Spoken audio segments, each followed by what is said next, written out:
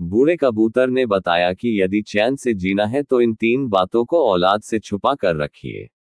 दोस्तों, दोपहर का समय था। एक कबूतर थका हारा अपने घोंसले में लौटा, चेहरे पर उदासी साफ झलक रही थी। कबूतरी कहती है, आज इतने मायूस क्यों हो, कुछ परेशान लग रहे हो क्या?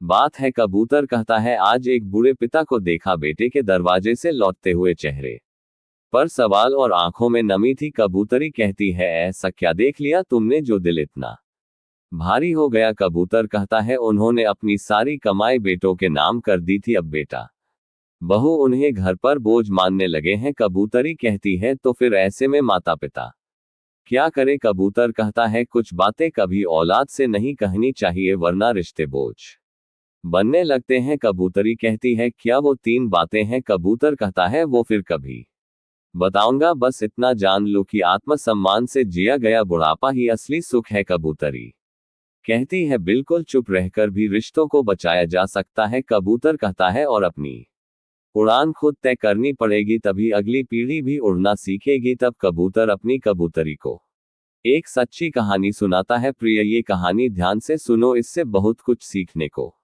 मिलेगा। कबूतर कहानी आरंभ करता है। दोस्तों कहते हैं, बूढ़ा पेड़ कभी झूठ नहीं बोलता, वह बस खामोशी से बताता है कि जड़ें मजबूत हो तो समय की हर आंधी टल जाती है, लेकिन जब शाखाएं ही जड़ों को बोझ समझने लगे तो फिर पतझड़ आना निश्चित होता है। जीवन की सबसे बड़ी त्रासदी यह नहीं कि रिश्ते टूटते हैं, बल्कि यह है कि रिश्तों को निभाने की समझ खो जाती है। माता पिता जब अपने जीवन की पूंजी, अपना अनुभव, अपनापन और अपार प्रेम अपनी संतान को सौंपते हैं तो वे बदले में सिर्फ सम्मान, स्नेह और सहारा चाहते हैं। पर समय के साथ यह समीकरण बदलने लगता है। कहीं बहुएं सास को बोझ समझने लगती हैं तो कहीं बेटे जिम्मेदारियों से आंख चुराने लगते हैं। विवाह के बाद संबंध केवल 2 लोगों के बीच का अनुबंध नहीं होता, वह 2 परिवारों की गरिमा और 2 संस्कृतियों की परीक्षा होता है। पर जब अहंकार, द्वेष और स्वार्थ उस सेतु को दीमक की तरह चाटने लगे तो परिवार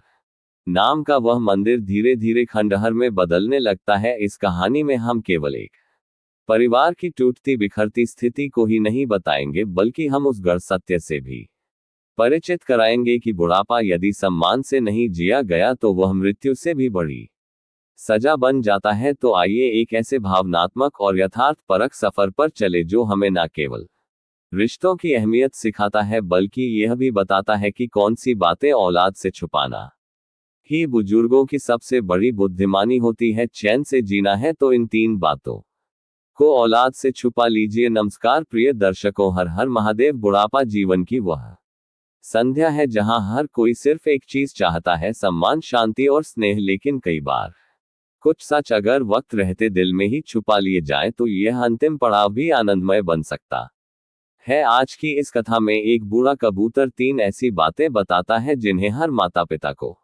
अपनी संतान से कभी नहीं कहनी चाहिए। ये केवल एक ज्ञान की बात नहीं, बल्कि शास्त्रों से निकली जीवन की टेस्टेड सीख है। याद रखिए, शब्दों की चोट तलवार से भी गहरी होती है और माता पिता के कुछ शब्द बच्चों के संस्कार तक बदल सकते हैं। तो आइए आज की इस प्रेरणादायक और रहस्य भरी कथा में जानते हैं वह 3 अनकही बातें जिन पर बुजुर्गों की गरिमा और सुख भरा बुढ़ापा टिका होता है। वीडियो को अंत तक जरूर देखें, और यदि आप भगवान श्री राम में श्रद्धा रखते हैं तो कमेंट में जय श्री राम लिखकर अपने संस्कारों को प्रकट करें। तो चलिए कहानी शुरू करते हैं। सुबह की हल्की धूप आंगन में उतर चुकी थी। घर के कोने कोने में जीवन की चहल पहल दिखाई दे रही थी, लेकिन चौधरी परिवार के आंगन में इस दिन कुछ और ही हलचल थी। प्रिया ने हल्के गुलाबी रंग की साड़ी पहनी, माथे पर सिंदूर की हल्की रेखा चमक रही थी। वह श्रद्धा और आदर से अपनी सास कौशल्या देवी के पास आई और झुककर चरण छूते हुए बोली, माँ जी, मैं मायके जा रही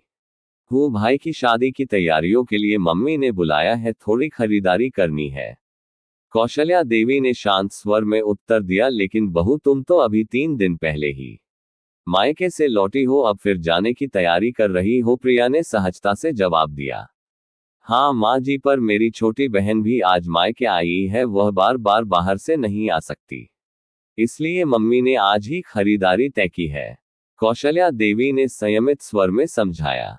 ये तो ठीक है बेटा, लेकिन इस घर की भी कुछ जिम्मेदारियां हैं, तुम जानती हो ना कि मेरे घुटनों में तकलीफ है, चलना फिरना मुश्किल हो जाता है, ऐसे में घर के कामकाज संभालना मेरे बस की बात नहीं। प्रिया ने हंसते हुए कहा, माँ जी आपको किस बात की चिंता है, भाभी है ना, वह सब संभाल लेंगी। इतना सुनना था कि रसोई में काम कर रही बड़ी बहू संध्या का सब्र टूट गया। वह गुस्से में बाहर आई और तीव्र स्वर में बोली, क्या मैं इस घर की नौकरानी हूं जो दिन रात खट रहूं और तुम जब चाहो मायके चली जाओ? जिम्मेदारी निभाने का नाम तक नहीं लेती, थोड़ा तो घर के कामकाज में हाथ बटा करो। प्रिया ने ठंडे स्वर में कहा, मैं तो अभी कोई काम नहीं करूंगी, मम्मी ने बुलाया है और मैं जरूर जाऊंगी। कौशल्या देवी ने बीच बचाव करते हुए कहा, देखो बहू, संध्या की बात भी गलत नहीं है, जैसे वह इस घर की बहू है वैसे ही तुम भी हो, फिर एक ही क्यों सारे काम करे? प्रिया का चेहरा थोड़ा झुंझला गया। वह बोली, माँ जी भाभी एक दिन काम कर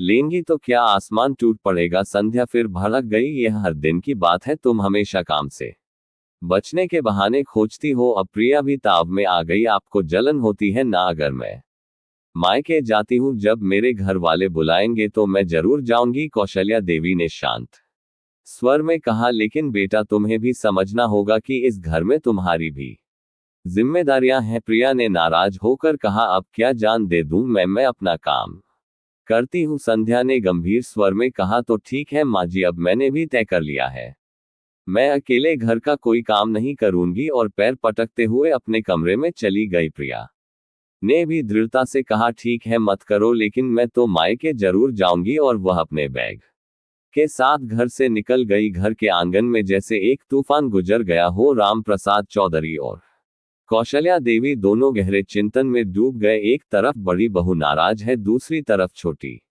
बहू मायके भाग रही है। उनके दो बेटे थे, विजय जो अपने पिता की किराने की दुकान संभालता था और अभिषेक जो बीमा एजेंट था और सरकारी नौकरी की तैयारी कर रहा था। लेकिन आज दोनों बेटों की पत्नियों के बीच पनपते तनाव ने बुजुर्ग माता पिता के मन में चिंता के बादल और भी गहरे कर दिए थे। उधर जब राम प्रसाद जी थके हारे घर लौटे और आराम की आस लिए कुर्सी पर बैठे तो कौशल देवी ने धीरे से पूछा, क्या अभिषेक आज भी दुकान पर नहीं आया? राम प्रसाद जी ने गहरी सांस लेते हुए कहा, नहीं, कह रहा था कि दुकान का काम उसे पसंद नहीं, सरकारी नौकरी की तैयारी करनी है। लेकिन कौन समझाए कि ऐसी नौकरी मिलना आजकल आसान नहीं, और उधर विजय को दुकान पर मदद की भी तो जरूरत है। कौशल्या देवी ने चिंता से सिर हिलाया, हे भगवान, एक तरफ बेटा घर चलाने से मुंह मोड़ रहा है और दूसरी ओर बहू काम से, क्या बुढ़ापा ऐसे ही बीतेगा? उनकी आंखों में चिंता की लकीरें और गहरी होती जा रही थी। रामप्रसाद चौधरी ने थक कर जैसे ही कुर्सी संभाली, उन्होंने कहा, मुझे बहुत भूख लगी है, बहू से कहो खाना लगा दे। कौशल्या देवी अपने घुटनों को सहलाते हुई धीमे धीमे रसोई की ओर बढ़ी। चलना उनके लिए अब एक संघर्ष बन चुका था। ये देख राम प्रसाद जी को तकलीफ हुई, बोले, अरे भाग्यवान, बहू कहाँ है, उससे कहो खाना लगा दे। कौशल्या देवी ने गहरी सांस लेकर कहा, अजी खाना तो किसी ने बनाया ही नहीं, आपकी छोटी बहू प्रिया हमेशा की तरह सजी संवरी मायके चली गई है और अब उसकी देखा देखी संध्या ने भी काम करने से हाथ खींच लिए हैं। ये सुनते ही रामप्रसाद जी ने आवाज लगाई, संध्या बह संध्या। संध्या कमरे से बाहर आई, उसके चेहरे पर पहले से ही नाराजगी थी। रामप्रसाद जी ने संयमित स्वर में पूछा, बहू आखिर क्या हो रहा है? तुमने भी खाना बनाने से इनकार कर दिया। प्रिया तो नादान है, लेकिन तुम्हें तो समझदारी से काम लेना चाहिए था। संध्या ने शांत लेकिन दृढ़ आवाज में जवाब दिया, बाबूजी आप ही बताइए, ये कब तक चलेगा? सारा घर सारा काम मैं ही संभालूं? छोटी बहू क्या मेहंदी लगवा कर बैठी है? वहां मेरे पति दिन भर दुकान पर पसीना बहाते हैं और यहाँ मैं अकेली झुकी रहती हूँ। क्या देवर जी का कोई फर्ज नहीं? हम दोनों पति पत्नी ही क्यों सब कुछ झेले? रामप्रसाद जी थोड़े झुंझलाए, बात तो तुम्हारी सही है बहू, मैं आज ही दीपक से बात करूंगा, लेकिन अभी तो खाना बना दो, बहुत भूख लगी है और मनीष के लिए टिफिन भी तैयार करना है। संध्या ने सपाट स्वर में कहा, तो फिर बाबूजी सुन लीजिए, जब तक इस घर की जिम्मेदारियों का साफ साफ बंटवारा नहीं होगा मैं कोई काम हाथ नहीं लगाऊंगी। यह कहकर वह अपने कमरे में चली गई। बड़ी बहू के इस तेवर से राम प्रसाद और कौशल्या स्तब्ध रह गए। कौशल्या देवी ने अपने दर्द भरे घुटनों के साथ किसी तरह खाना बनाया, लेकिन अब राम प्रसाद जी के भीतर उबाल था। उन्हें अब चुप रहना उचित नहीं लगा। शाम होते होते दोनों बेटे विजय और अभिषेक घर लौट आए। राम प्रसाद जी ने उन्हें बैठक में बुलाया। अभिषेक, उन्होंने गंभीर स्वर में कहा, अब तुम्हें अपनी जिम्मेदारी समझनी चाहिए। आखिर तुम्हारा बड़ा भाई कब तक अकेले घर की गाड़ी खींचेगा? अभिषेक ने अनमने भाव से पूछा। कैसी जिम्मेदारी पिताजी? यही कि अब तुम्हें भी घर के काम और खर्च में हाथ बटाना होगा। मैं सोच रहा हूं कि अब इस घर का बंटवारा कर देना चाहिए ताकि रोज रोज की कलह खत्म हो जाए। तभी विजय बोला, पिताजी बंटवारा कोई हल नहीं है। अगर सभी लोग अपनी अपनी जिम्मेदारी समझे तो ये घर फिर से पहले जैसा हो सकता है। कौशल्या देवी ने गहरी सांस लेते हुए कहा, बेटा बात तो सही है, लेकिन इस घर में अब सब अपनी मर्जी के मालिक हो गए हैं और तू ही बता कब तक अपने छोटे भाई के परिवार का बोझ उठाता रहेगा। उसी समय कोने में खड़ी प्रिया तपाक से बोली, क्यों माँ जी, ऐसा क्या कर दिया हमने? हम तो खुद कमाते खाते हैं, फिर भी ताने सुनने पड़ते हैं। बंटवारा कर ही दो कम से कम, ये रोज रोज का झगड़ा तो खत्म होगा। ये सुनकर संध्या का गुस्सा 7वें आसमान पर पहुंच गया। हाँ हाँ, तुम तो यही चाहती हो बंटवारा हो जाए ताकि माँ बाबू जी की जिम्मेदारी मुझ पर ही रह जाए, लेकिन अब मैंने तय कर लिया है, मैं भी अब कुछ नहीं करूंगी। बहुत सेवा कर ली मैंने।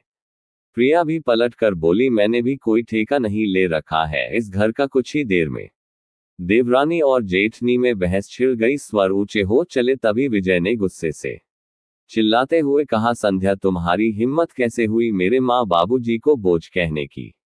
अभिषेक ने शांत स्वर में कहा, भैया माँ बाबू जी मेरे साथ रहेंगे, मेरा भी फर्ज है उनकी सेवा करना। अभिषेक उठकर अपने कमरे की ओर चला गया। पीछे पीछे प्रिया गुस्से से पैर पटकती हुई आई और बोली, सुनिए, मैं आपके माँ बाबू जी के साथ एक पल भी नहीं रहूंगी।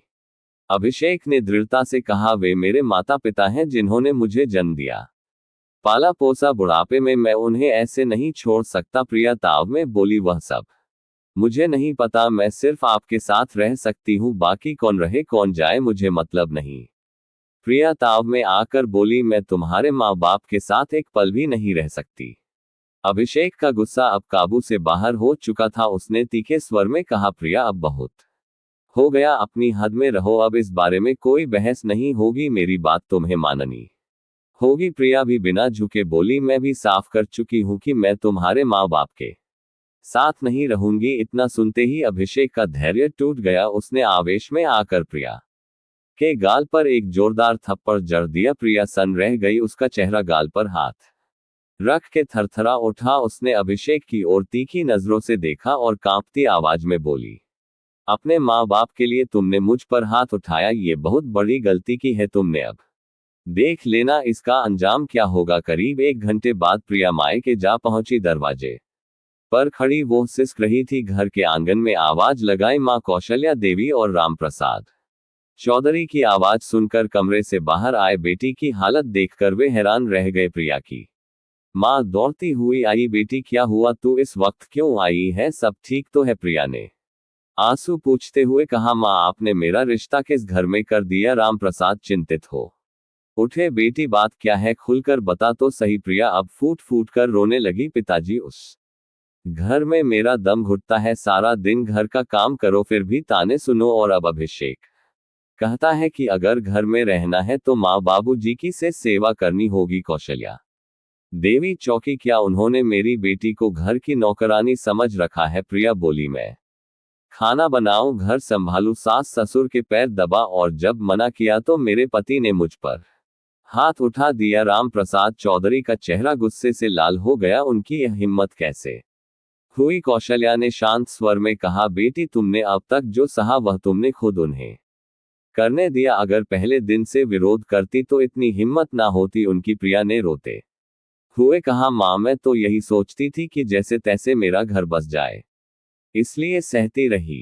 कौशल्या ने बेटी को गले लगाते हुए कहा, बहुत हुआ, अब तू अपने मायके में है, अब वह लोग नहीं, हम फैसला करेंगे। उधर जब प्रिया के जाने की खबर विजय और संध्या को मिली तो घर में चिंता छा गई। विजय ने अभिषेक से कहा, भाई क्या जरूरत थी उस पर हाथ उठाने की अभिषेक ने गुस्से को दबाते हुए कहा, भैया मैं कब तक सहता। वह साफ कह रही थी कि माँ बाबूजी के साथ नहीं रहेगी। जब उसने उनके लिए ऐसे अपमानजनक शब्द कहे तो मैं खुद को रोक नहीं सका। रामप्रसाद जी ने सिर पकड़ते हुए कहा, बेटा जो हुआ वह ठीक नहीं था। अब बात बिगड़ चुकी है। मुझे लगता है कि मुझे ही प्रिया को समझाने जाना होगा। अगले दिन रामप्रसाद चौधरी जब प्रिया के मायके पहुंचे तो दरवाजा खोलते ही रामप्रसाद जी को देखते ही प्रिया के पिता रामनाथ चौहान का चेहरा सख्त हो गया। रामनाथ बोले, आ गए माफी मांगने। पहले बेटी पर जुल्म, फिर तमाचा और अब संधि की बात वापस लौट जाए। हमारी बेटी अब उस घर में नहीं जाएगी। रामप्रसाद ने हाथ जोड़कर विनम्रता से कहा, भाई साहब मैं आपके सामने सिर झुकाकर क्षमा मांगता हूं, लेकिन समाज में इज्जत भी कोई चीज होती है। तब प्रिया की मां ने तंज कसते हुए कहा, इज्जत की फिक्र तब होनी चाहिए थी जब आपके बेटे ने हमारी बेटी पर हाथ उठाया था। रामप्रसाद बोले, बहन जी प्रिया ने ये तो बताया कि थप्पड़ पड़ा, लेकिन यह नहीं बताया कि क्यों पड़ा। सच मानिए गलती हमारे अभिषेक की भी है, पर आपकी बेटी ने भी मर्यादा लांघी। प्रिया आंसुओं से भरे स्वर में चीखी, देखी पिताजी अब भी ये लोग मुझे ही दोष दे रहे हैं। आज हाथ उठाया है, कल कुछ और करेंगे। अब ये लोग मेरा क्या करेंगे, कह नहीं सकती। रामनाथ चौहान अब आपे से बाहर हो गए। बस बहुत हुआ, अब आपकी बात कोर्ट में ही होगी, जाए यहां से। रामप्रसाद कुछ देर चुप रहे, फिर बोले, ठीक है भाई साहब, जो निर्णय आपका हो वो मंजूर, लेकिन मेरी एक विनती है, थोड़ा समय दीजिए। भावनाओं में बहकर कोई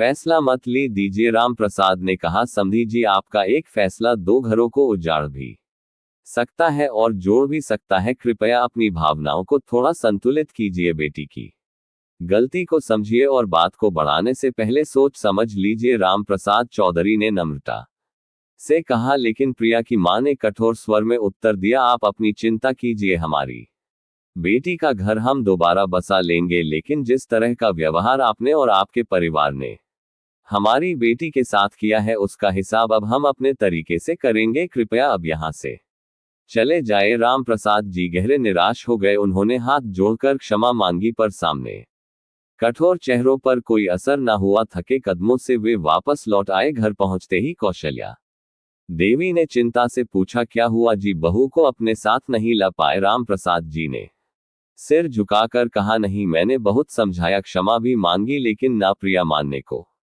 तैयार है, ना उसके मायके वाले। अब तो कोर्ट में केस करने की बात कर रहे हैं। कौशल्या देवी ने चिंतित स्वर में कहा, बेटा अभिषेक, अब तुझे ही उससे मना कर लाना होगा, चाहे जैसे भी। अभी बात बिगड़ी नहीं है। अभिषेक ने शांत लेकिन कठोर स्वर में कहा, मां अब कुछ नहीं बचा। प्रिया ने साफ कह दिया कि वह मेरे माँ बाबू जी के साथ नहीं रह सकती।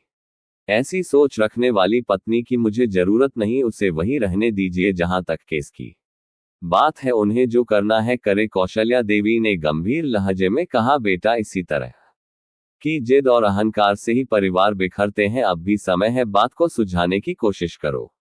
अभिषेक ने ठंडी सांस लेते हुए जवाब दिया, मां अब जो होगा देखा जाएगा। इतना कहकर वह कमरे से निकल गया। पीछे खड़ी संध्या चुपचाप ये सब देख सुन रही थी। उसकी आंखों में चिंता की हल्की परछाई उभर आई थी। अगले दिन दोपहर को विजय जब दुकान से खाने के लिए घर आया तो उसने देखा कि मां कपड़े धो रही थी। ये देखकर उसका मन चटक गया। वह तेजी से कमरे में गया और ऊंची आवाज में बोला, संध्या ये सब क्या हो रहा है। संध्या ने तमतमाते हुए कहा, मैं क्या कर रही हूं, वही जो अब तक करती आई हूं। सब तो अपने अपने आराम में मस्त है। विजय ने गहरी सांस लेते हुए कहा, मां बाबू जी के कपड़े धोने तक से तुम्हें आपत्ति होने लगी है। संध्या चिढ़कर बोली, तो क्या मैं ही इस घर की सेविका हूं। प्रिया तो आराम से मायके जाकर बैठ गई है, अब सारा काम मैं अकेले करती रहूं। विजय ने सख्त लहजे में कहा, संध्या ये तरीका ठीक नहीं है। ये घर सबका है और माँ बाबूजी की सेवा करना हम दोनों का फर्ज है। संध्या नाराज होकर बोली, अब मैं सिर्फ अपना काम करूंगी, बाकी किसी के लिए ना खाना बनाऊंगी ना झाड़ू पोंछा करूंगी। यह कहकर वह पैर पटक हुए रसोई में चली गई। उधर प्रिया के मायके में उसके पिता रामनाथ चौहान उसके पास आए और बोले, बेटी अभिषेक का कोई फोन आया क्या। प्रिया ने उदास होकर कहा, नहीं पिताजी, क्यों आएगा, वही तो इस सब की वजह है। रामनाथ जी बोले, कोई बात नहीं, मैं वकील से मिलकर आ रहा हूं, मैंने तुम्हारे ससुराल वालों पर दहेज का केस कर दिया है। प्रिया चौंक गई। पिताजी, दहेज की तो कोई बात ही नहीं थी, झूठा केस। रामनाथ जी ने गंभीर स्वर में कहा, बेटा हमें सब पता है, लेकिन वकील ने कहा है कि केस को मजबूत बनाना है तो यही करना पड़ेगा। अब देखना कैसे वो लोग तुम्हारे पैरों में गिरते हैं। प्रिया की मां भी बोली, बहुत अच्छा किया आपने, अब उन्हें भी तो एहसास होगा कि किसी की बेटी को नीचा दिखाने का अंजाम क्या होता है। फिर उन्होंने प्रिया से कहा, बेटी तुम आराम करो, अब चिंता मत करना, अब हम हैं तुम्हारे साथ। इधर रामप्रसाद जी के घर में माहौल और अधिक तनावपूर्ण हो चुका था। संध्या ने अब घर का कामकाज अपने लिए सीमित कर लिया था। रविवार की सुबह थी। विजय चुपचाप बिस्तर पर लेटा हुआ था, विचारों में डूबा। तभी संध्या आई और बोली, सुबह के 10 बज गए हैं, कुछ खाया नहीं आपने? मैं नाश्ता लाती हूँ, विजय ने कहा। जब तक मेरे साथ माँ बाबू जी के लिए भी थाली नहीं लगती मैं नाश्ता नहीं करूंगा, संध्या ने निकते हुए कहा। अब भी वही बात, लेकिन मेरी भी जिद है, अब मैं उनका खाना नहीं बनाऊंगी, विजय ने ठंडी आवाज में कहा। तो ठीक है, मैं भी भूखा रहूंगा, संध्या नाराज होकर पलट गई। लेकिन जाते जाते उसकी आंखें कहीं ना कहीं भीतर के द्वंद्व को छिपा नहीं पा रही थी।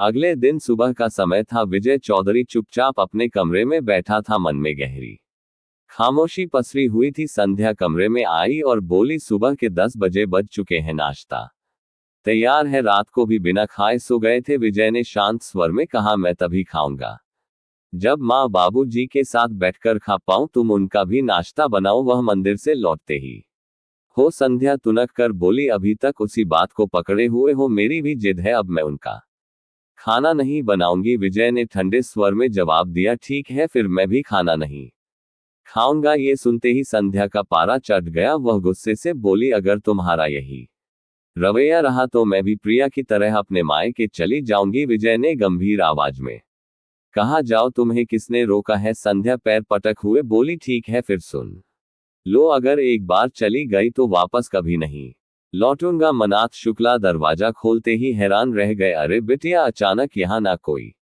फोन ना कोई खबर। संध्या थकी हुई आवाज में बोली, फोन करने का वक्त ही कहाँ था पिताजी? उन्होंने चिंतित स्वर में पूछा। बेटी सब ठीक तो है ना? संध्या की आंखों में आंसू भर आए। उसने नाराजगी भरे स्वर में कहा, कुछ भी ठीक नहीं है, सास ससुर ने जीना मुहाल कर रखा है और विजय मुझसे ठीक से बात भी नहीं करता, अब वहां और नहीं रह सकती थी। रामनाथ शुक्ला ने धीरे से पूछा, इसका मतलब तू घर छोड़कर लड़ झगड़ कर आई है? संध्या ने सिर झुकाकर कहा, हाँ पिताजी, लेकिन मेरे पास कोई रास्ता भी तो नहीं था। देवरानी प्रिया माए के जा बैठी हैं और सारा काम मेरे सिर पर, अब मैं उस घर में किसी की नौकरानी बनकर नहीं रह सकती। यह सुनते ही उसकी मां ने डांटते हुए कहा, तो क्या सास ससुर की सेवा से बचने के लिए तुम यहाँ बैठ गई? हमने तुम्हें ऐसे संस्कार तो नहीं दिए थे। संध्या बोली, लेकिन माँ, क्या सास ससुर सिर्फ मेरे ही हैं? प्रिया की कोई जिम्मेदारी नहीं? माँ ने गहरी सांस लेते हुए समझाया। बेटी, घर के बुजुर्ग नहीं होते, उनकी सेवा सौभाग्य होती है क्या कभी उन्होंने तुझसे ऊंची आवाज में बात की? और विजय, वह तो हर मुश्किल में हमारे साथ खड़ा रहा। जब तेरे पापा को हार्ट अटैक आया था, एक फोन पर सब छोड़कर चला आया था वह। फिर उन्होंने धीमे स्वर में कहा, अब अगर वह चाहता है कि तू भी उसके माँ बाप की सेवा करे जैसे अपने माँ बाप की करती है, तो इसमें क्या गलत है? पिता रामनाथ शुक्ला ने भी कहा, बेटी, रिश्ता दोनों तरफ से निभाया जाता है, अगर तुझे उससे उम्मीदें हैं तो उसे भी तुझसे उम्मीदें होंगी। संध्या की आंखें शर्म से झुक गई। उसने भराया स्वर में कहा, मुझसे बहुत बड़ी गलती हो गई मां, मैं तो बस धमकी दे रही थी, लेकिन जब विजय ने मुझे खुद जाने को कह दिया तो मैं उसे अपने आत्मसम्मान का सवाल बना बैठी। अब समझ नहीं आ रहा किस मुंह से वापस लौटूं। उसकी आंखों से आंसू बह निकले। चौधरी निवास में रामप्रसाद चौधरी गहरी सोच में डूबे बैठे थे। पास ही कौशल्या देवी आकर बैठ गई और बोली, क्या बात है जी, इतने चिंतित क्यों है? रामप्रसाद बोले, सोच रहा हूं कि कभी हमारा घर कितना हंसता खेलता था, ना जाने किसकी नजर लग गई। छोटी बहू प्रिया शुरू से थोड़ी जिद्दी रही, लेकिन संध्या से ऐसी उम्मीद नहीं थी। कौशल्या देवी ने भी दुखी स्वर में कहा, जब दोनों बेटों की शादी की थी तो सोचा था बहुएं मिलजुल कर घर संभालेंगे और हमारा बुढ़ापा सुकून से कटेगा, पर किस्मत को कुछ और ही मंजूर था। रामप्रसाद चौधरी और कौशल्या देवी आंगन में बैठे बात कर ही रहे थे कि दरवाजे की घंटी बजी। राम प्रसाद जी ने जैसे ही दरवाजा खोला, सामने संध्या अपने पिता के साथ खड़ी थी। चेहरा झुका हुआ था और आंखों में अपराध बोध साफ झलक रहा था। राम प्रसाद जी ने बिना कोई सवाल किए उन्हें भीतर आने का इशारा किया। संध्या ने अंदर आते ही झुककर अपने सास ससुर के चरण स्पर्श किए। उसके पिता ने नम्र स्वर में कहा, भाई साहब, मैं अपनी बेटी की तरफ से आप सबसे माफी मांगता हूं। जैसे ही हमें पता चला कि यह घर में कहां सुनी करके मायके आ गई है, मैं इसे तुरंत वापस लेकर चला आया। राम प्रसाद जी ने दोनों हाथ जोड़ते हुए कहा, अरे नहीं भाई साहब, माफी किस बात की, बच्चे हैं, गलती हो ही जाती है। आपकी बेटी हमारे घर लौट, यही हमारे लिए सबसे बड़ी बात है। थोड़ी देर की बातचीत के बाद संध्या के पिता उसे समझाकर ससुराल में छोड़कर वापस लौट गए। संध्या के लौट आने से रामप्रसाद और कौशल्या देवी ने राहत की सांस ली। घर का वातावरण कुछ हल्का महसूस हुआ। शाम को जब विजय चौधरी काम से घर लौटा तो बिना कुछ बोले अपने कमरे में चला गया। संध्या उसके पीछे पीछे पहुंची और धीमे स्वर में बोली, सुनिए, मुझे अपनी गलती का एहसास हो गया है। माँ पिताजी ने मुझे बहुत कुछ समझाया। मैं वादा करती हूँ अब से आपके माता पिता की सेवा में कोई कमी नहीं छोड़ूंगी। मैं उन्हें अपने माँ बाप की तरह मानकर आदर करूंगी। विजय ने गहरी सांस ली और कहा, संध्या, क्या हमारे रिश्ते इतने कमजोर थे कि एक छोटी सी बात पर तुम अपना घर छोड़कर चली गई? संध्या की आंखों में आंसू थे। वह बोली, सच कहूं तो मैं जाना नहीं चाहती थी, बस भावनाओं में बहकर आपसे उल्टा बोल गई। सोचती रही कि आप मना कर लेंगे, पर जब आपने ही जाने को कह दिया तो मैं इसे अपनी इज्जत का सवाल बना बैठी। विजय मुस्कुराया और उसे गले से लगा लिया। उधर पुलिस थाने में इंस्पेक्टर ने राम प्रसाद जी से गंभीर स्वर में कहा, लेकिन आपकी बहू ने आप पर और आपके बेटे पर घरेलू हिंसा और दहेज के आरोप लगाए हैं। अगर मामला कोर्ट गया तो परेशानी बढ़ सकती है।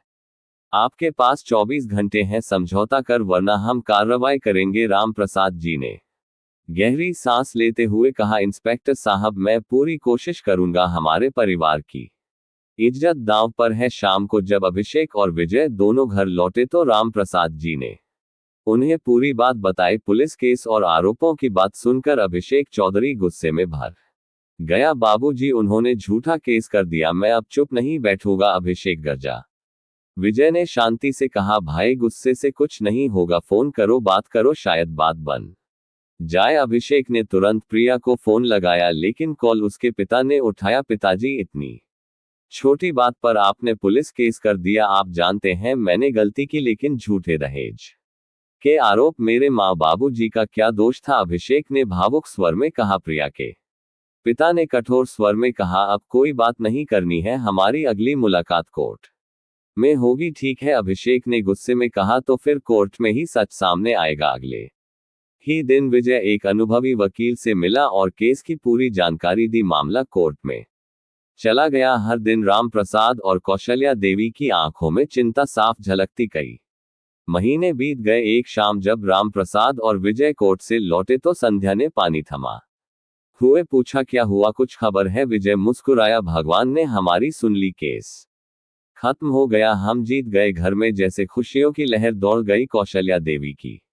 आंखों में आंसू थे। सच ही कहा जाता है, भगवान के घर देर है अंधेर नहीं। उसी वक्त अभिषेक ने एक और खुशखबरी दी, माँ बाबूजी, मुझे सरकारी नौकरी मिल गई है। राम प्रसाद की आंखें चमक उठी। उन्होंने अभिषेक को गले से लगा लिया। कौशल्या देवी ने राम प्रसाद से मुस्कुराते हुए कहा, लगता है अब हमें अभिषेक के लिए एक अच्छा रिश्ता देख ही लेना चाहिए। घर में फिर से रोशनी लौट आई थी, उम्मीद की, एकता की और विश्वास की। राम प्रसाद चौधरी आश्चर्य से बोले, अरे कौशल्या, ये कैसी बातें कर रही हो तुम? कौशल्या देवी ने संयमित स्वर में कहा, देखिए जी, प्रिया के घर से तलाक के कागज आ चुके हैं। जब रिश्ता टूटने की कगार पर है, अभिषेक के लिए कोई और रिश्ता देखने में क्या हर्ज है? राम प्रसाद ने गंभीरता से कहा, ठीक है, पर किसी भी निर्णय से पहले अभिषेक से एक बार बात जरूर कर लो। उधर जब कोर्ट ने फैसला अभिषेक के पक्ष में सुनाया तो प्रिया के मायके में जैसे सन्नाटा छा गया। इस बीच उसके भाई की शादी भी हो चुकी थी और अब प्रिया खुद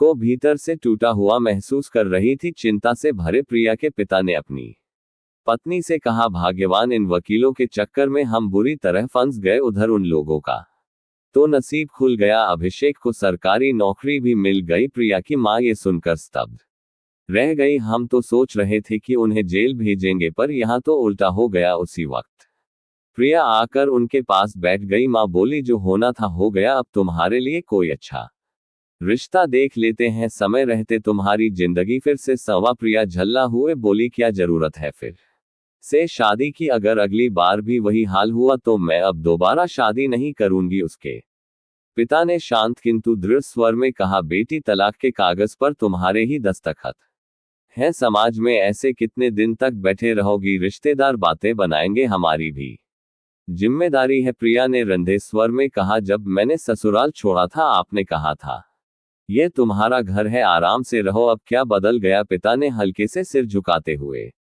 कहा, बेटी, हमने आज भी तुम्हें कभी पराया नहीं समझा, पर जो हुआ है उसके बाद जरा सोच समझकर चलना जरूरी है। प्रिया की मां ने सहमति जताते हुए कहा, अगर तुम्हारा घर फिर से बस सकता है तो हमें झुकने में कोई संकोच नहीं। अगले दिन प्रिया अपने माता पिता के साथ राम प्रसाद चौधरी के घर पहुंची। प्रिया ने आते ही कौशल्या देवी और राम प्रसाद के चरणों में गिरकर माफी मांगी। राम प्रसाद ने हल्की मुस्कान के साथ कटाक्ष किया, बेटी, तुम्हारी तो कोई गलती नहीं थी, गलती तो हमारी थी, जो तुम्हें मारते थे, दहेज मांगते थे और घर से निकाल दिया था, है ना? प्रिया के पिता शर्मिंदा होकर बोले, राम प्रसाद जी, कृपया ऐसा मत कहिए, हमसे बहुत बड़ी भूल हो गई थी, अब अगर आप क्षमा कर दें तो आपकी बहुत कृपा होगी। कौशल्या देवी ने भावुक होकर कहा, भाई साहब, आपकी वजह से हमने कितनी तकलीफें सही हैं, कोर्ट कचहरी के चक्कर, समाज में बदनामी, और अब जब हमारे बेटे की जिंदगी संवरने लगी है तब आप हमारे दरवाजे पर आ गए। उसी समय अभिषेक चौधरी भीतर से निकला और प्रिया को देखकर उसका चेहरा कठोर हो गया। ऊंची आवाज में बोला, इतना सब करने के बाद अब तुम्हारी हिम्मत कैसे हुई यहां आने की? प्रिया के पिता हाथ जोड़ते हुए बोले, बेटा, हम जानते हैं कि तुमसे बहुत बड़ी गलती हुई है, पर अगर माफ कर सको तो एक बार और मौका दे दो। राम प्रसाद ने भारी स्वर में कहा, भाई साहब, बच्चों की गलतियों पर उन्हें समझाना माँ बाप का काम होता है, ना कि उनका साथ देकर उनकी गृहस्थ तोड़ देना। अब तो इस रिश्ते में ऐसी दरार आ चुकी है जिसे भरना शायद मुमकिन नहीं। पूरा आंगन एक गहरे मौन में डूब गया। कोई कुछ कह नहीं पा रहा था, क्योंकि जो टूट चुका था वह अब जोड़ने से भी नहीं जुड़ रहा था। राम प्रसाद चौधरी ने गहरी आवाज में कहा, हमने अभिषेक का रिश्ता कहीं और तय कर दिया है, इसलिए बेहतर होगा कि आप हमें क्षमा करें और यहां से लौट जाएं। ये सुनते ही प्रिया फूट फूट कर रोने लगी और कौशल्या देवी के चरणों में गिरकर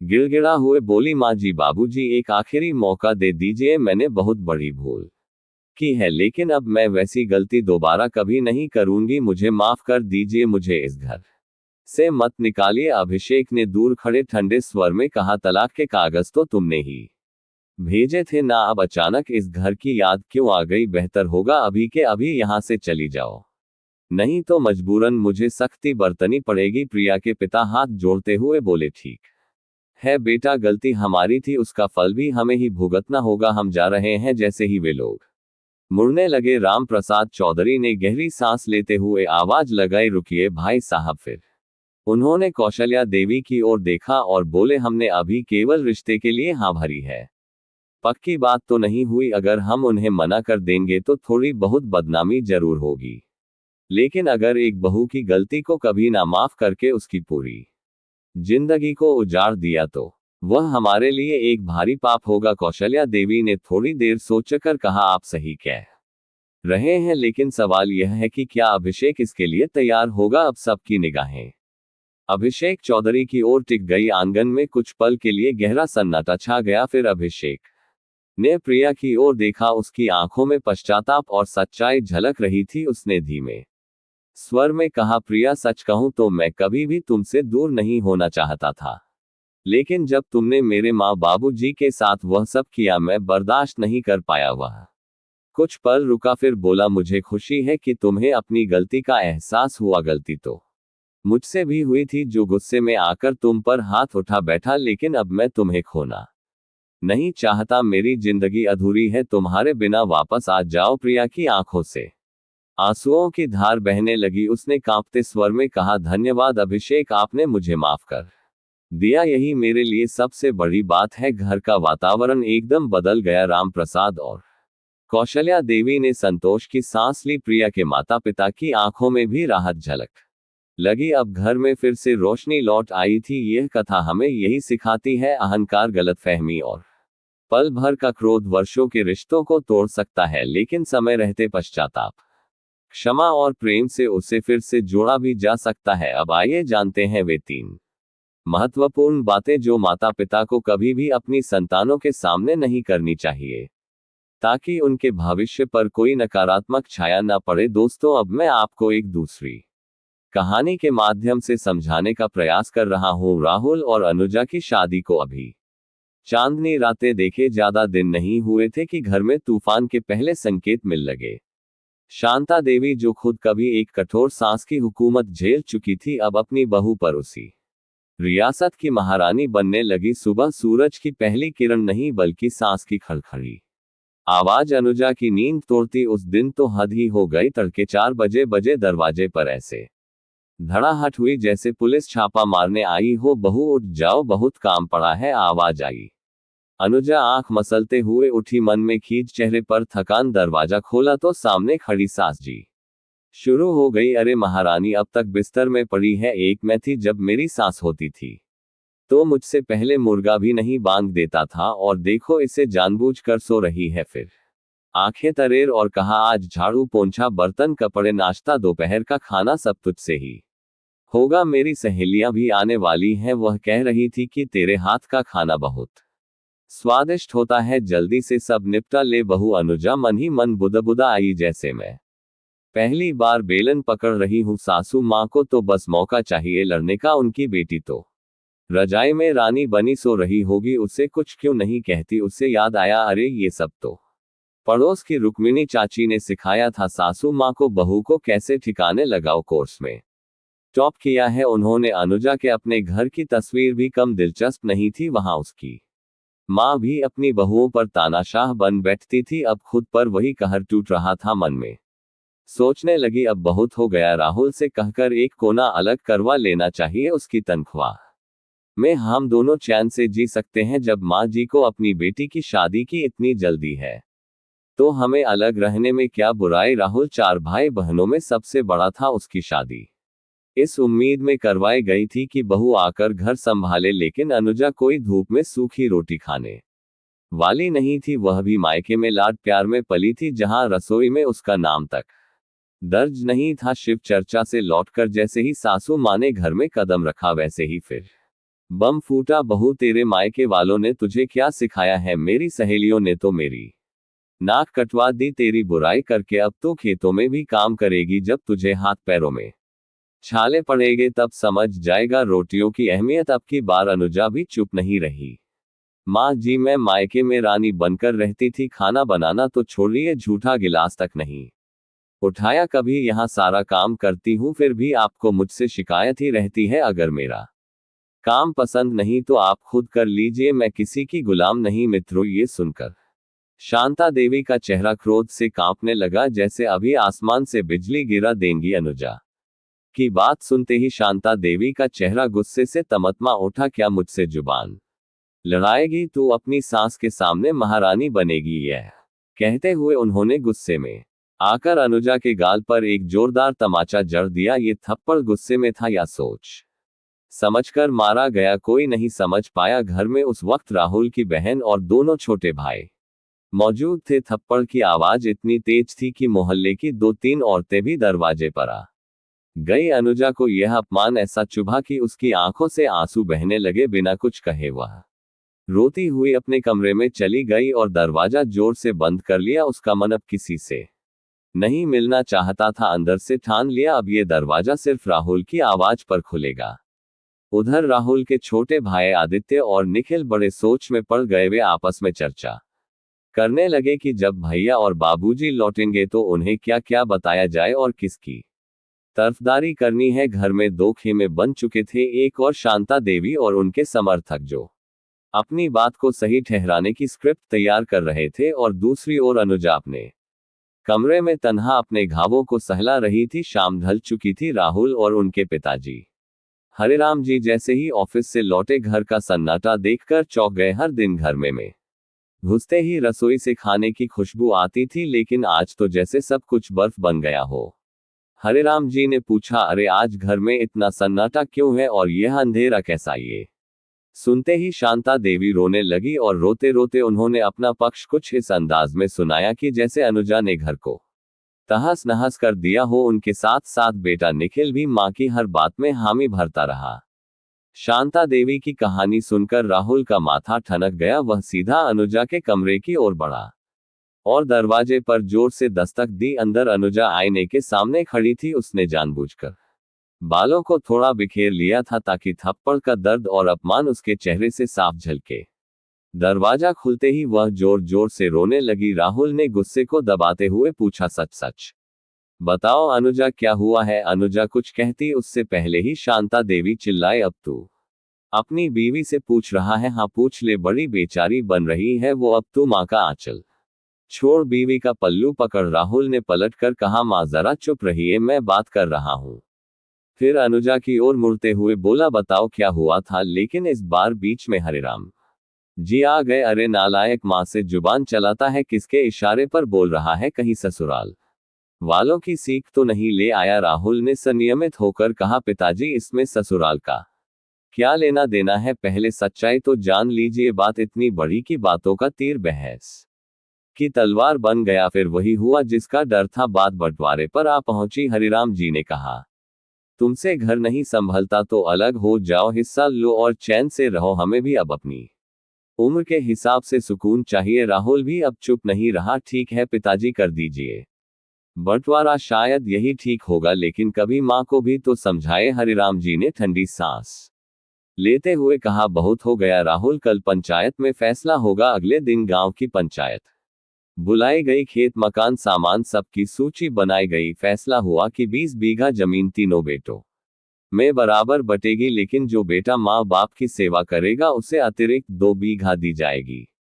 घर के बर्तन बासन फर्नीचर सब बांट दिए गए। एक ही छत के नीचे बंटवारे की लकीर खींच चुकी थी। दोस्तों अलग होने के बाद कुछ दिनों तक घर में शांति रही, लेकिन मोहल्ले में खुसर पुसर चालू हो चुकी थी। अनुजा और उसकी सास शांता देवी दोनों को अपनी अपनी गलती का एहसास तो हो चुका था, पर बीच में अहंकार की दीवार खड़ी थी जो किसी को झुकने नहीं दे रही थी। एक सुबह शांता देवी ने देखा कि राहुल और अनुजा अस्पताल जा रहे हैं। मन बेचैन हो उठा, खुद को रोक नहीं पाए और सवाल दाग ही दिया, राहुल बेटा सब ठीक है ना? बहू को अस्पताल क्यों ले गए? राहुल ने मुस्कुराते हुए जवाब दिया, माँ वो बहू माँ बनने वाली है। ये सुनते ही शांता देवी के चेहरे पर जैसे फिर से रंग लौट आया। सारी शिकवे सारी शिकायतें मानो उसी पल भुला दी। वह तुरंत अनुजा के पास पहुंची। राहुल ने आंखों के इशारे से अनुजा को समझा दिया, सब ठीक से बात करना। अब शांता देवी का सारा गुस्सा पिघल चुका था। वह पूरी लगन से बहू की सेवा शुश्रूषा में लग गई। इधर घर में एक और खुशखबरी दस्तक दे चुकी थी। राहुल की बहन की शादी तय हो गई थी। संयोग कुछ ऐसा बना कि एक और बहन की विदाई हो रही थी तो दूसरी ओर अनुजा ने एक स्वस्थ बेटे को जन्म दिया। घर फिर से खुशियों से भर उठा था, पर सब कुछ इतना आसान नहीं था। इसी बीच आदित्य और निखिल, जिनकी शादी को लेकर पहले से चर्चा थी, अचानक से घर में विस्फोट कर बैठे। हरिराम जी कुछ जरूरी हिदायतें दे रहे थे कि अचानक आदित्य झल्ला कर बोल पड़ा, पिताजी आपने किससे पूछकर मेरी शादी तय कर दी? शादी मुझे करनी है, आपको नहीं। उसकी बात पूरी भी नहीं हुई थी कि निखिल भी बड़बड़ा हुआ बोला, बिल्कुल भैया, मैं भी कोई बलि का बकरा नहीं हूं जो आप जिस पिंजरे में कहे वहीं जाकर बंद हो जाऊं। मैं जिससे चाहता हूं उसी से शादी करूंगा। हरिराम जी का चेहरा गंभीर हो गया। उन्होंने धीमे लेकिन भारी स्वर में कहा, बेटा अगर तुम शादी नहीं करना चाहते तो मत करो। लड़की वालों से कुछ बहाना बना लेंगे, लेकिन कम से कम हमें बता तो देते। सुबह होते ही दोनों बेटे ऑफिस निकल गए। मजबूरी में हरिराम जी को लड़की वालों से कहना पड़ा कि बेटे बाहर शहर गए हैं, 2-3 दिन में जवाब देंगे। शाम को जब राहुल ऑफिस से निकला उसने अनुजा से कहा, देखो अनिल और आत्या आ जाए तो तुम भी घर पहुंच जाना। अनुजा घर पर ही थी, लेकिन जैसे ही रात ढली घर में एक तूफान आ गया। विपिन आदित्य घर में दाखिल हुआ लेकिन अकेला नहीं था। किसी लड़की का हाथ थामे हुए शांता देवी की आंखें फटी की फटी रह गई, वहीं गिर पड़ी। बेहोश होकर हरिराम जी का हाथ सीने पर जा चुका था। अनुजा दौड़कर पानी लाई, शांता देवी के चेहरे पर छींटे मारे और कहा, माँ जी खुद को संभालिए। शांता देवी आंसुओं में डूबी, बोली, कैसे संभालूं बहू, मेरा तो कलेजा फट गया। राहुल को बुलाया गया, वह भागता हुआ आया।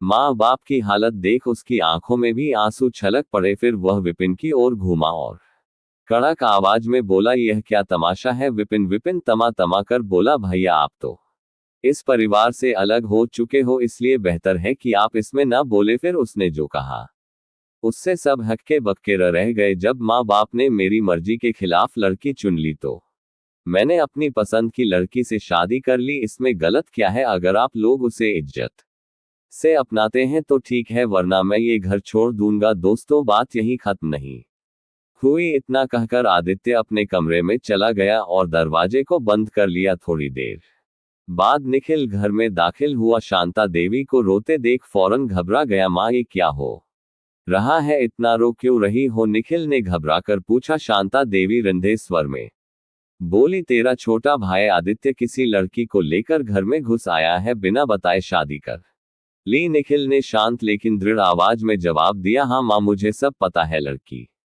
के घर वाले शादी के खिलाफ थे। आदित्य बेचारा क्या करता, कल ही उसने बताया था कि उसके रिश्ते के लिए लड़की के परिवार वाले घर आने वाले हैं। वो लड़की इतनी डर गई थी कि उसने आत्महत्या की धमकी तक दे दी थी। शांता देवी ने लंबी सांस खींचते हुए कहा, तो ये सब भी उस जिद और जल्दबाजी का नतीजा है जो तुम्हारे बाबूजी को थी। बिना हमसे पूछे दो दो रिश्ते तय कर दिए। अब भूख तो निखिल ने भी हामी भरी। हाँ माँ, आप सही कह रही हैं, हमें भी कोई और रास्ता नहीं सूझा, इसलिए हमने ये कदम उठाया। तभी हरिराम जी वहां आ गए। चेहरा तमतमाया हुआ, वाह बेटा, क्या सोच है तुम दोनों की। एक गलती करता है, दूसरा उस पर पर्दा डालता है। निखिल, कहीं तू भी वही तो नहीं करके आया जो आदित्य ने किया? निखिल ने संयम से जवाब दिया, अगर कर भी लिया है तो क्या गलत किया बाबूजी? मैंने भी कोर्ट मैरिज कर ली है, शादी का सर्टिफिकेट भी बनवा लिया है। लड़की वालों से बात हो चुकी है, वे कल या परसों मिलने आ जाएंगे। आप चिंता मत करो, मैं समाज में आपकी इज्जत कभी नहीं गिरने दूंगा। हरिराम जी ने सिर पकड़ लिया और गुस्से में बड़बड़ा लगे, हे भगवान, ये कौन सी सजा है जो मुझे मिल रही है? क्या कमी रह गई थी हमारी परवरिश में? पास बैठी अनुजा ने धीरे से कहा, पिताजी, एक बार आप आदित्य से बात करके तो देखिए, शायद सब संभल जाए। शांता देवी ने दरवाजे पर दस्तक दी और बोली, बेटा जरा दरवाजा खोल, हमें तुझसे बात करनी है। दरवाजा खुलते ही आदित्य गुस्से से भड़का, क्या है, अब क्यों गला फाड़ रही हो? शांता देवी ने ठंडे स्वर में कहा, बेटा तुम्हारे बाबूजी आई बुला रहे हैं। आदित्य झल्ला हुआ बोला, इस लड़की को अभी के अभी इसके घर भेज दो। अगर इसी से शादी करनी है तो रीति रिवाज से लाओ, उसके माँ बाप से बात करो और ढंग से तारीख तय करो। हरिराम जी ने हामी भरते हुए कहा, हाँ बेटा, अब जो भी होगा विधिवत होगा। आदित्य व्यंग्य से बोला, अब दहेज की बात मत शुरू कर देना बाबूजी। हरिराम जी ने गहरी सांस लेकर कहा, बेटा हमें इन बातों से कुछ नहीं लेना। जब लड़की वाले मानेंगे हम समाज के सामने तुम्हारी शादी करवाएंगे। आदित्य ने थका हुआ स्वर अपनाया, अब जो होगा देखा जाएगा। उस रात घर में अंधेरा ही अंधेरा था।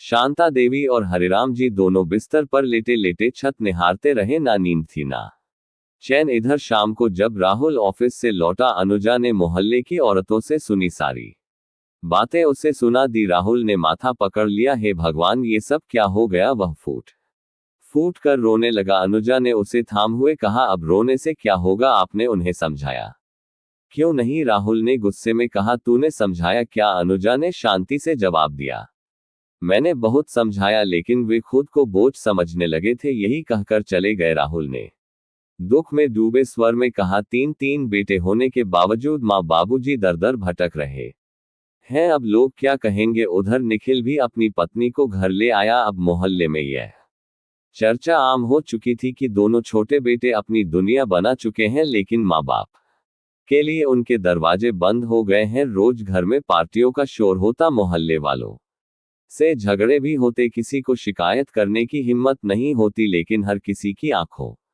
में ताना जरूर होता। एक दिन निखिल के वकील दोस्त ने कहा, तूने अभी तक घर अपने नाम करवाया है क्या? निखिल बोला, नहीं यार, अभी तक तो माँ बाबूजी के नाम पर है सब। वकील बोला, तो समझ ले, वह चाहे तो ये घर किसी और को भी दे सकते हैं और तुझे सड़क पर ला सकते हैं। निखिल को बात दिल में लग गई। फौरन आदित्य से बात की। दोनों ने मिलकर फैसला किया कि अब वक्त आ गया है, माँ बाबूजी को घर वापस बुलाना होगा। दोनों ने राहुल के पास जाकर कहा, भैया हमसे गलती हो गई, बहुत बड़ी गलती। अब हम माँ बाबूजी को वापस लाना चाहते हैं। राहुल को दोनों भाइयों का ऐसा अचानक बदल जाना थोड़ा अजीब तो लगा, लेकिन मन ने कहा अब गलती सुधर रही है तो उसे सहारा देना चाहिए। राहुल ने कहा, ठीक है, कल चलेंगे, लेकिन आज ऑफिस में जरूरी मीटिंग है। दोस्तों, अगली सुबह तीनों भाई राहुल, आदित्य और निखिल अपने माता पिता को मनाने के लिए एक साथ निकल पड़े। रास्ते भर राहुल का चेहरा उम्मीद से खिला हुआ था। मन ही मन वह सोच रहा था, माँ बाबूजी मुझे बहुत चाहते हैं, जैसे ही मिलूंगा उनके चरणों में गिर जाऊंगा और कहूंगा, चलिए ना मुन्ना, दिन भर दादी दादी करता रहता है। अनुजा आपकी तस्वीर दिखाकर बहलाती है। जब हरिराम जी और शांता देवी ने राहुल को सामने देखा तो उनकी आंखों की कोरों में स्नेह की नमी झलक लगी। राहुल ने आगे बढ़कर कहा, माँ बाबूजी, हम आप दोनों को बहुत याद करते हैं। अनुजा और मुन्ना के बिना घर एकदम वीरान लगता है। मुन्ना अब थोड़ा थोड़ा चलने भी लगा है, लेकिन सबसे पहले आपका नाम लेता है। शांता देवी ने भर आई आंखों से कहा, बेटा, हम भी तुम्हें और मुन्ना को बहुत याद करते हैं, लेकिन जो बीत गया उसने हमें भीतर तक तोड़ दिया। राहुल ने मां का हाथ पकड़कर कहा, मां, बचपन में भी तो हम गलतियां करते थे, तब आप डांटती, कभी थप्पड़ भी लगाती थी, लेकिन हमें छोड़कर तो नहीं चली जाती थी। अब हमसे गलती हो गई तो आपने हमें अकेला छोड़ दिया। शांता देवी ने लंबी सांस लेते हुए कहा, बचपन की गलती और अब की गलती में फर्क है बेटा। अब तुम बड़े हो चुके हो और हमने बहुत सहा है। तभी हरिराम जी कमरे में आ गए। उनका चेहरा कठोर था। क्यों आए हो? अब क्या रह गया है लेने को? क्या वह जमीन के कागज चाहिए जो वकील ने बताया? राहुल ने तुरंत हाथ जोड़कर कहा, बाबूजी, हमें वो कागज नहीं चाहिए, हमें बस आप दोनों चाहिए। आपके बिना वह घर घर नहीं लगता। चलिए घर चलिए। आदित्य और निखिल भी हाथ जोड़कर बोले, बाबूजी, आप जहां चाहे रहिए, बस हमसे दूर मत रहिए। हमसे गलती हुई है पर अब और नहीं। हरिराम जी ने संदेह भरे स्वर में पूछा, तुम्हारी बीवियां हमें बोझ तो नहीं समझे? निखिल भावुक होकर बोला, बाबूजी, वे आपको अपने सच्चे माँ बाप मानती हैं। उनके मायके वाले तो अब उनसे कटे हुए हैं। अब आप ही उनके लिए सब कुछ है। शांता देवी की आंखें नम हो गई। राहुल ने मुस्कुराकर कहा, माँ, अनुजा ने खास तौर पर कहा है कि आप दोनों को जरूर लेकर आना। मुन्ना आपकी बाहों में झूला झूलना चाहता है। हरिराम जी की आंखों में पहली बार सुकून की चमक दिखाई दी। उन्होंने धीमे स्वर में कहा, हम भी मुन्ना को देखने के लिए तरस गए हैं। राहुल ने निखिल से कहा, जाओ भाई, गाड़ी बुक कर लो, आओ। आज माँ बाबूजी हमारे साथ ही चलेंगे। सभी ने साथ बैठकर खाना खाया। माँ बाबूजी का सामान पैक किया जाने लगा। उनके चेहरे पर वर्षों बाद ऐसी मुस्कान थी जिसे शब्दों में नहीं बयां किया जा सकता। तीनों बेटों के दिलों में अब पश्चाताप भी था और सच्चा सम्मान भी। बंटवारे में जो 2 धुर जमीन का विवाद था, उस पर भी अब सहमति बन गई थी। पहले पंचों ने तय किया था कि वह जमीन उसी बेटे को मिलेगी जिसके पास माँ बाबूजी आए रहेंगे, लेकिन अब तीनों भाइयों ने मिलकर तय किया, वह जमीन हम तीनों में बराबर बटेगी। लेकिन माँ बाबूजी हम सबके हैं और उनके लिए दिलों में सबसे बड़ा स्थान रहेगा। अब पूरा परिवार एक बार फिर एकता, प्रेम और समझदारी के सूत्र में बंध गया था। और अब प्रिय दर्शकों, इस कथा के माध्यम से हम जानेंगे वो 3 जरूरी बातें जो किसी भी माता पिता को अपनी संतान से छुपा कर रखनी चाहिए, ताकि बुढ़ापे में चयन और सम्मान दोनों मिले। नंबर 1, अपनी संपत्ति का पूरा खुलासा न करे। कितना भी आदर्श बेटा हो, जब उसे यह पता चल जाता है कि माँ बाप के पास अब कुछ भी देने को नहीं बचा, तो उसका व्यवहार धीरे धीरे बदलने लगता है। इसलिए हमेशा थोड़ा रहस्य बनाए रखें ताकि संतानों का व्यवहार संतुलित और सच्चा बना रहे। नंबर 2, अपनी असली कमजोरियों को ना उजागर करें। शारीरिक कमजोरी दिखने पर भी मानसिक रूप से खुद को मजबूत दिखाएं। अगर आप यह जताए कि अब आप अकेले नहीं रह सकते, तो बच्चे आपको जिम्मेदारी और बोझ समझ सकते हैं। नंबर 3, हर वक्त दुख और शिकायतें ना जताएं। अगर हर बार आप अपनी परेशानियों और तकलीफों का बखान करेंगे तो बच्चे धीरे धीरे आपसे कतरा लगेंगे। खुश रहना सीखिए ताकि बच्चे भी आपके पास आकर सुकून महसूस करें। प्रिय दर्शकों, बुढ़ापा दुख से नहीं, समझदारी और आत्मसम्मान से जीता जाता है। जीवन की सबसे बड़ी पूंजी रिश्ते होते हैं और उन रिश्तों को बनाए रखने की चाबी होती है प्रेम, संयम और बुद्धिमत्ता। अगर आपको ये प्रेरणादायक कथा पसंद आई हो तो हमारे चैनल को सब्सक्राइब करें और अगली ज्ञान चर्चा में हम फिर मिलेंगे। तब तक के लिए नमस्कार, धन्यवाद।